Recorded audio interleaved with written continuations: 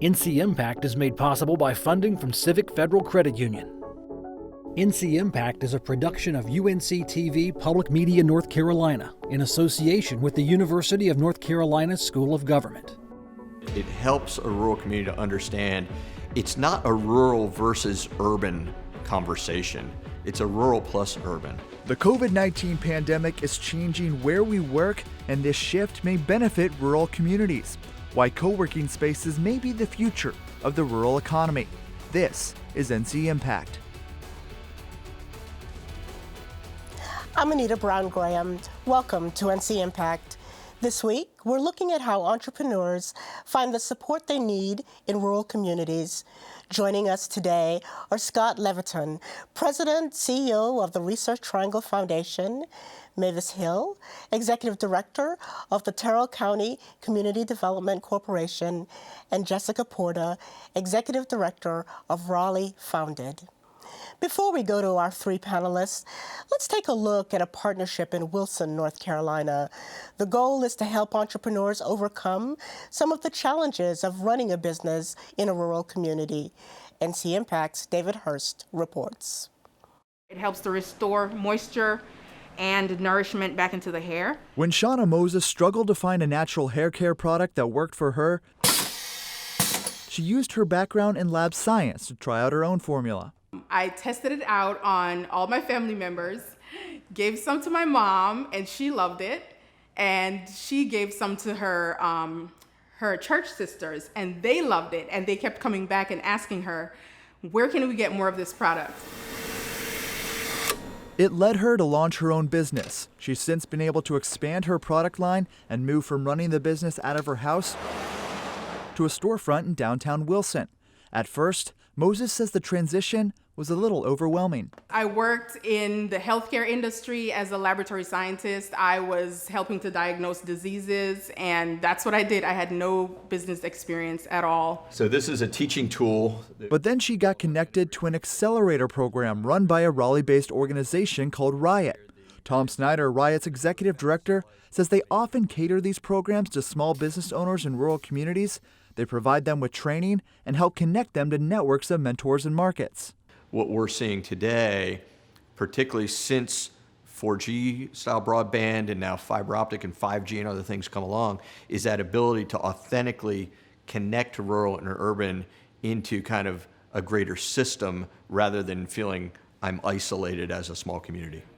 Snyder says we live in a time when you can run a company from anywhere, making it attractive to live in a rural community like Wilson. Quality of life for people can be quite a bit different because you're not spending 2 hours a day in a commute, perhaps 2 hours each way in some of our biggest cities. And this is calendula. It's the small, tight-knit community that keeps Moses and her family in Wilson, and it's allowed her to develop deeper connections in a growing community of fellow entrepreneurs. It's exciting to see the investments that are going on and the businesses that are moving downtown. It's really exciting to see that the downtown is coming to life. Mavis, it's been a long time since I've seen you. It's good to at least be together virtually. You have a lot of experience working with rural businesses in the northeastern part of our state. What are some of the most common obstacles that you find rural entrepreneurs face when trying to start a business? Well, some of the common obstacles when we first started our business incubator was our potential clients having access to copy machine, fax machine, training, workshops, networking opportunities. But now we see that the most common obstacle is access to capital.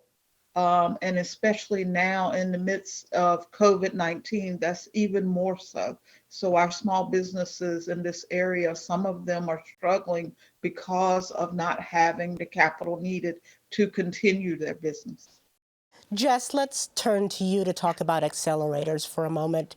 Raleigh Founded, formerly known as Raleigh HQ, is home to the Riot Accelerator Program, which we heard about. What is the purpose of an accelerator program? What are its benefits? And how is it different from an incubator? Sure. So as you know, Raleigh Founded is an entrepreneurial community. We have over 1,000 members, and we have 4 physical buildings. These are co-working spaces.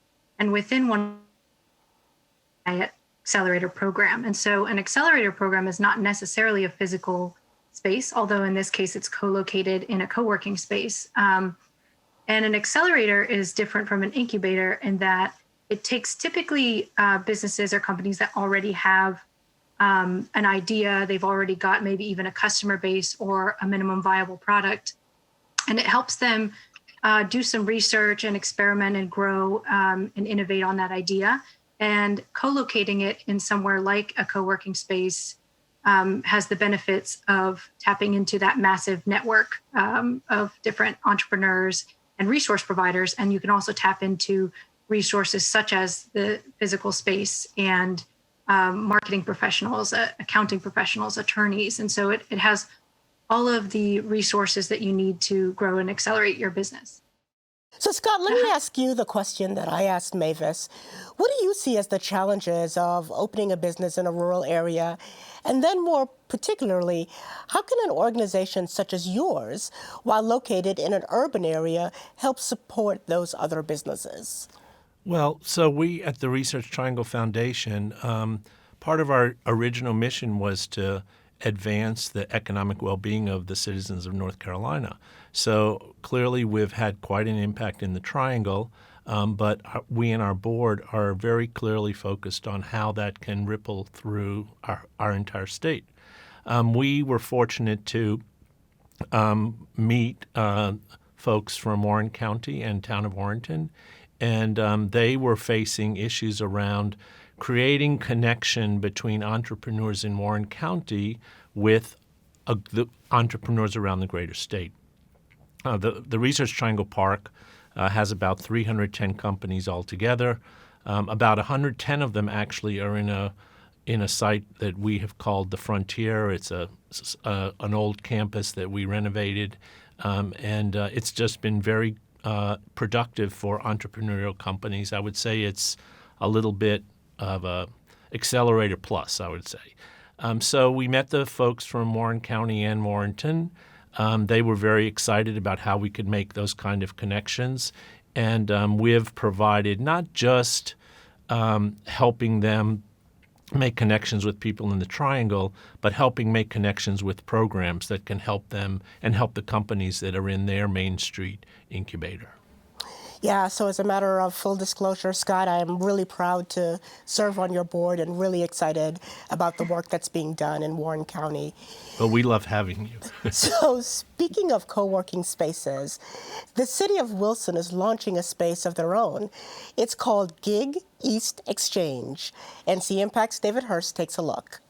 When we can have events again, this is where they will take place. After 25 years of working in the Raleigh tech sector, Darren Smith moved to Wilson to become part of a growing tech movement. It was meeting the folks here in Wilson and realizing, man, they're committed to this. This is not just an idea that they're just going to see, well, let's just kind of see how this goes. This is a mission for them. This is an initiative for them. We kept the original brick as well, so we could hark back to the history of the building. Smith helped launch the Gig East Exchange, a co-working space in downtown Wilson housed in the city's old tobacco exchange building. People will be able to leave their stuff, come back to that every day. The co-working space will host entrepreneurs and remote workers and is set to open this fall. Smith says what makes the co-working space possible is the city's access to high-speed internet. Wilson is home to Greenlight Community Broadband, the first community-owned fiber-to-home network in the state. The fiber optic network provides their customers with internet speeds up to 1 gigabit. Today, it's essential. You really cannot live a life effectively in a modern world without broadband infrastructure. Acox says the city's access to high-speed internet has helped attract more entrepreneurs to the area who can run their business from anywhere. You're definitely looking at areas like Wilson becoming a much more realistic and viable option for folks, as they're looking at this world we live in. And truly, if you have next generation broadband infrastructure, you don't miss a lot, and there's a lot of benefits to being in a community like Wilson. While many rural communities lack access to broadband, city leaders in Wilson say their broadband access is creating opportunities. One of our office suites that would hold 4 to 6 people. And with the co-working space opening its doors, Smith says this may only be the beginning for Wilson's tech movement. So what excites me the most is what it will bring to the future of Wilson and having new entrepreneurs take from an idea to, wow, they have their own building now, they have their own company, it's thriving in Wilson, and it all started here. Well, we see that there are increasing numbers of these co-working spaces. Jess, let's start with you. Scott has talked about Frontier Warren, and we just heard about Gig East Exchange Raleigh. Founded is now working to open an affiliate co-working space in Caswell County. How many of these spaces are on the horizon, and what do you see as the benefits of having these co-working spaces in rural communities? Yeah, sure. So we're opening an affiliate co-working space in Caswell County. And the story of Caswell County is very similar to Wilson, I think, as you kind of heard, where it was a community, and Caswell is a community that has limited access to broadband, which is really important. And so they had about 50% of their population had access to regular broadband internet, and the other 50% did not. And they were parking their work trucks and their cars outside of government buildings with their laptops just to do emails in the morning. And so the government, saw this as a problem, but also saw this as an opportunity. And so they did their research. They figured out what was right for their community because it's important. It comes from the individuals that want to solve the problem and bring people together. And then they reached out to us to ask us to engage with an affiliate relationship, which means that we're going to help them come in and set up the physical co-working space, the business model behind it, but also the collaboration and the public-private partnerships that are necessary to get built out there, and also building the community around that. And so what they're doing is bringing broadband internet directly down into the co-working space at Caswell County. That's going to enable a lot of business owners to not have to, make workarounds or eventually have to move out of the region just to do business. And so they're hoping that it increases, productivity within existing businesses, that it draws new businesses. And maybe we'll get into this in a second, but I think with COVID as well, you're going to see a movement towards, individuals moving towards working into more rural environments because that accessibility is there for all kinds of people now. And so we have a handful of projects like this on the horizon. I think it's only going to grow and grow because our goal is to really build out this powerful network of metropolitans and micropolitan rural communities where they're interlinked and sharing resources. And when you're in Raleigh, you can work, for a day or a week at a time, but you can live at home and have some property and space and a different quality of life in a more rural area. And so I think that's the sort of vision that we're rolling towards, and that is kind of what the affiliate program is all about, is getting getting accessibility to people who don't currently have it. It's a compelling vision. So, Scott, you've heard Jess talk about what led to the decision in Caswell County. Tell us a little bit about what led to your decision to open a co-working space in Warren County, and help us understand. We can see the benefits for Warren County, but what are the benefits for the RTP in engaging in this partnership? Yeah, thank you. So, again, as I mentioned, we met two really spectacular leaders in Warren County. One was Stacy Woodhouse, who was the economic development director, and then Robert Davey, who's the town manager of Warrenton. There were so many unique characteristics that are happening in Warren County around an experiment on inoculating pine trees with truffle virus, and so you could produce a high value crop where it used to be that we produced tobacco. The willingness of Main Street shop owners to donate and discount space. It just really was a lot. There were a lot of compelling components that came together. We found, as we discussed with companies in the park like Fidelity and others, and with folks at UNC who run the Launch Chapel Hill program, which is part of the Keenan Flagler Entrepreneurship Center at UNC, that we were not alone in our enthusiasm and excitement for what was going on in Warren. And so that really pushed us over the edge. We took a couple members of our board to Warren. We wanted them to get excited about it. They gave us some suggestions about what our commitment would be to Warren and Warren County. And actually, it didn't cost the foundation anything. It was Warren County had the resources they needed to put it together. They just wanted the connectivity with us. And so we've connected them with NC IDEA, which is funding some of the programs there. Again, as I mentioned, with Launch Chapel Hill, which is now, I think, considering a Launch Warrenton. And so it's just that sense of relationship and community that can extend beyond the urban centers. That's terrific. So Mavis, Jess and Scott have indicated that we might have a real moment of opportunity here to take advantage of the growing number of people who are working remotely. But as you've heard, not every community has access to the kind of gigabit internet that Wilson has.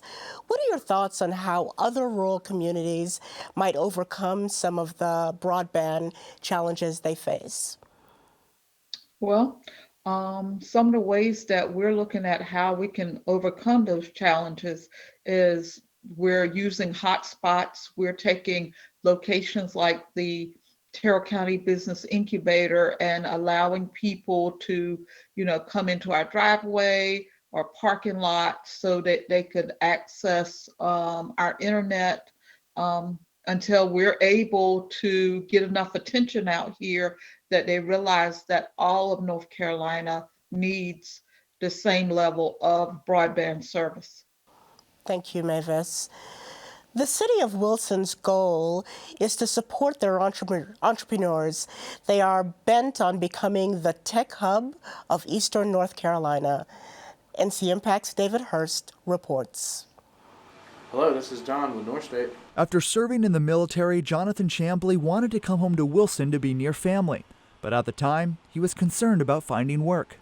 Finding jobs around this area are really tough. It's incredibly hard to find a really good paying job, really good job that offers a lot of growth opportunities. He ended up getting a job with North State Consulting. The company is run by Bill O'Boyle and has 2 locations, one in Morrisville and the other in Wilson. So I'm originally from Wilson County. I've had the opportunity to build a business that can create jobs, and so I want to create those here in Wilson and give back to the community that gave so much to me. The company builds sales teams and creates growth strategies for businesses. Right now, they're working out of the Upper Coastal Plain Business Development Center. It serves as a co-working space as they build their own office in downtown Wilson. In theory, if we were to have tried this and it didn't work out, well, we're not burdened with a long-term lease. We're not burdened with the expense of a building and those types of costs. Versus here, in a co-working space, it's just much more flexible. With the growth of tech sector jobs here in the area, O'Boyle says he's now able to hire from a larger talent pool. You can find people that often have the same skill sets that just have a desire for a different lifestyle than a metro area like Raleigh or Charlotte.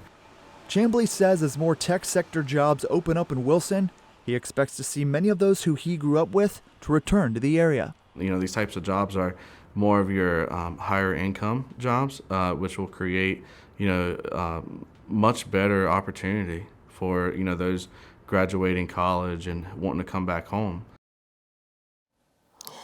Scott, I want to pick up here. You've talked about the Frontier and RTP and Frontier Warren County. What have you learned from these experiences that you can share with our audience to help think about how you signal to entrepreneurs that they matter and that you're here to support them? So we don't run an incubator at Frontier. We provide, I like to say, cheap and cheery space. And that space is augmented with a significant amount of programming, not about how to grow a business, but opportunities for entrepreneurs to come together, interact. We have a program called RTP 180, which happens once a month, where it's a series of 4 or 5-minute TED Talks and free beer. I make the popcorn, and it's just really it's community building versus purposely doing things that try to help companies run their businesses. I think Jonathan made a really important point in his comments just now. If you think about Warren County has a very, very low unemployment rate, but it has a very, very high number of percentage of residents living below or at the poverty line. And that really is, very important for us to keep in mind that by doing incubators or entrepreneurship opportunities within rural counties, we want to keep the unemployment rate low, but we could really uplift the general welfare and opportunities for folks to make better wages in these counties. That should be a goal. So, Mavis, I want to continue this line of questioning with you. What do you see as ways rural communities can recruit and retain the kind of creative talent they need for a flourishing entrepreneurial ecosystem? I think rural communities are going to have to get really, really creative to be able to keep our young people, and so that they don't go off to the Greenvilles and the Raleighs for other opportunities. So therefore, we're going to have to really dig in and really get broadband, because that's what most of our young people are saying. If broadband was here, there's a great opportunity that I would stay here and not move to Raleigh or to Greenville. Jess, as you hear Scott and Mavis give their perspectives, tell us what continues to excite you about the future as rural communities build their capacity to support their entrepreneurs. Yeah, sure. So I actually grew up in a very rural community. I'm from a town in Pennsylvania where there's about 4,000 people total. It takes about an hour to get to the nearest highway. And so this challenge is really personal to me. And I know the challenges of growing up in a rural community. I know the mass exodus of young people and the struggle to keep them engaged, especially when you're that level of rural. And so I think, we've been given an opportunity, not just through COVID, making everything more virtual and accessible, but just as time has evolved and made remote work more possible, I think we're able to see this as an opportunity, as I sort of painted that picture before. Long before COVID was happening, we already saw a trend of companies moving from New York and from San Francisco and from these really high rent environments to smaller cities like Raleigh. And so we would see a remote worker, from a larger company in New York, plant roots in Raleigh. And then he would bring 2 or 3 of his team members, and then they would realize, hey, we're paying a fraction of the cost for office space. We can pay our employees a fair living wage, but they can have a much better, quality of life. They can tap into, great schools and great weather, frankly, if we're from the north. And so, there's a lot of benefits that I see coming out of this, and a lot of excitement. And I think where we see the future coming in with co-working is where we can enable these communities to have their own culture, their own environment, make their own rules and their own playbook, but tap into these bigger city resources. And I think that's something to be really excited about. Love it. Mavis, I'm going to give you the next question. It's one that keeps me up at night. Given all that's happening with the pandemic and the economy, what does the future of work look like in rural communities? Well, the future of work. Well, I'm talking with my colleagues. It seems like that we have a lot of service type jobs in this section of the state. So there's going to be a few, we probably won't transition as quickly as everyone else into working virtually. I think a lot of people are going to start their own businesses because there's going to be some larger businesses that are not going to bounce back from this pandemic. in Eastern North Carolina, the pandemic has been particularly hard on a lot of businesses because, restaurants can't open up fully. And if they are, people don't want to go inside. So therefore, it's having an impact, and eventually we'll start losing some of our restaurants here. So we're going to have to really start to think and plan and look at some other ideas on what it is that people have to offer, that they can start a small business. Thank you all so much. Obviously, as I said, you've really generated a lot of interest in co-working spaces in rural communities, and I could not be more delighted. And thanks to you for watching and engaging. There are solutions available to us if we work together. Tell us what your community is doing or how we can help you. Email us at ncimpact@unc.edu or message us on Twitter or Facebook. And you can always join the conversation on Facebook Live. Coming up on NC Impact, access to healthy water and wastewater services is a challenge for some rural communities. How 3 towns are working together to give their residents clean water and sanitation.